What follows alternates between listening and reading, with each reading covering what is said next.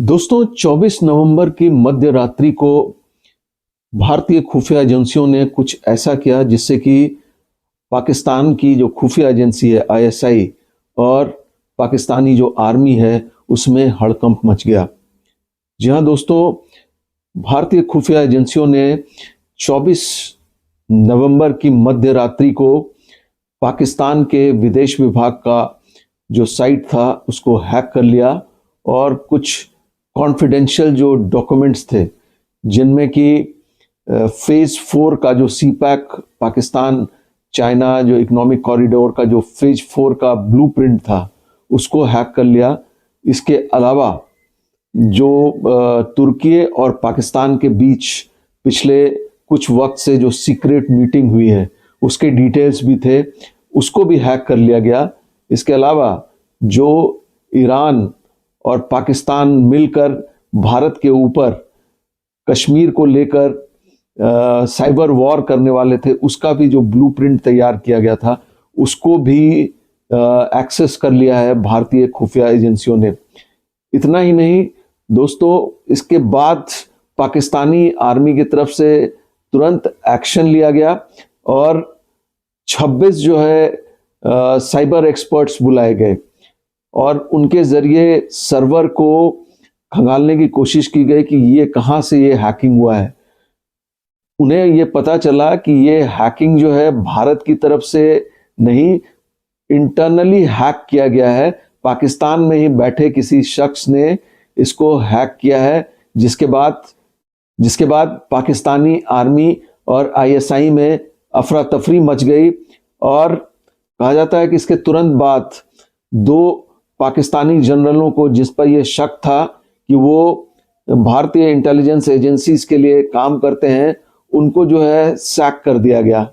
इतना ही नहीं दोस्तों, 3 पत्रकार जो पाकिस्तान के पत्रकार हैं वो भी वहां से पाकिस्तान से जो है वो फरार हो गए। उनका ये आरोप था कि आईएसआई ने अचानक उन्हें पूछताछ के लिए बुला लिया है और उसके वो टॉर्चर कर रहे हैं उनको। दोस्तों इतना ही नहीं,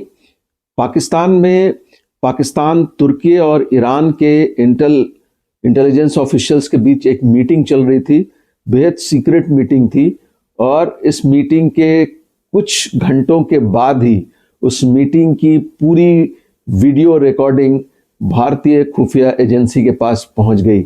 बताया जाता है कि इस इंटेलिजेंस मीटिंग जिस कमरे में हो रही थी वहां पर एक डेकोरेटिव आइटम रखा हुआ था जो दरअसल माइक्रोचिप था और उसी से सारी चीज़ें जो है रिकॉर्ड हुई और भारतीय खुफिया एजेंसियों तक वो पहुंच गई। इसके बाद आईएसआई और पाकिस्तानी आर्मी के महकमे में और हड़कंप मच गया और जैसा मैंने आपको बताया कि 2 जनरल्स जो है पहले ही इन लोगों ने बर्खास्त कर दिए थे। उसके बाद जो है इन्वेस्टिगेशन चलने लगी पाकिस्तान जो आर्मी की तरफ से और आईएसआई की तरफ से कि कौन ऐसा मोल है जो उनके सिस्टम के अंदर ही बैठकर दूसरे देश की खुफिया एजेंसी को सारी इंफॉर्मेशंस जो है वो पास कर रहा है। इसकी वजह से काफ़ी हड़कंप है वहाँ पर आईएसआई और आर्मी दोनों के महकमे में। इसके अलावा अफगानिस्तान में 2 तालिबानी कमांडर जो पाकिस्तानी आईएसआई के लिए काम कर रहे थे उसको भी ट्रेस किया गया और उसके बाद ट्रेस करने के बाद उनका फिर पता नहीं चल पाया, वो अचानक से गायब हो गए। बताया जाता है कि ये भी जो भारतीय खुफिया एजेंसियों का ये ऑपरेशन था, ये पूरा जो ऑपरेशन रहा इसका पूरा नाम जो ऑपरेशन डबल अटैक दिया गया था।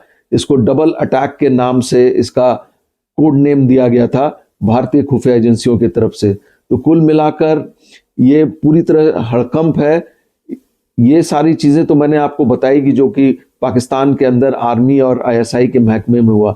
इसके अलावा दोस्तों भारत ने पाकिस्तान को उसकी औकात दिखाने के लिए जो इलेक्ट्रॉनिक वॉरफेयर सिस्टम है वो सीमा पर उसको भी ऑन कर दिया था, जिससे कि पाकिस्तान के काफ़ी जो इक्विपमेंट्स थे, डिफेंस इक्विपमेंट्स, वो सारे वहाँ पर जाम हो गए थे और इनफैक्ट उनके जो एयर बेसेस थे जो नज़दीक का लाहौर वगैरह का जो एयरबेस था उस पर जो सिस्टम्स लगा हुआ था वो भी बुरी तरह से जाम हो गया था, और वो वहाँ पर जो है बताया जाता है कि प्लेन जो है वो उड़ नहीं पा रहे थे। कुल मिलाकर भारत ने पाकिस्तान को ये संकेत दिया और बताया कि आने वाले वक्त में अगर जंग होती है तो पाकिस्तान को किन मुश्किलों का सामना करना पड़ सकता है, और इंडियन आर्मी ना सिर्फ जो कन्वेंशनल जंग में, कन्वेंशनल वॉर में, बल्कि जो साइबर वॉर है और इलेक्ट्रॉनिक जो वॉरफेयर सिस्टम, इन सब में भी पाकिस्तानी आर्मी से बहुत आगे है। तो दोस्तों, ये थी हमारी आज की खबर। उम्मीद है आपको पसंद आई होगी। अगर आपको हमारी ये खबर पसंद आई हो तो काइंडली हमें लाइक करें, शेयर करें और सब्सक्राइब करें। जय हिंद, जय भारत।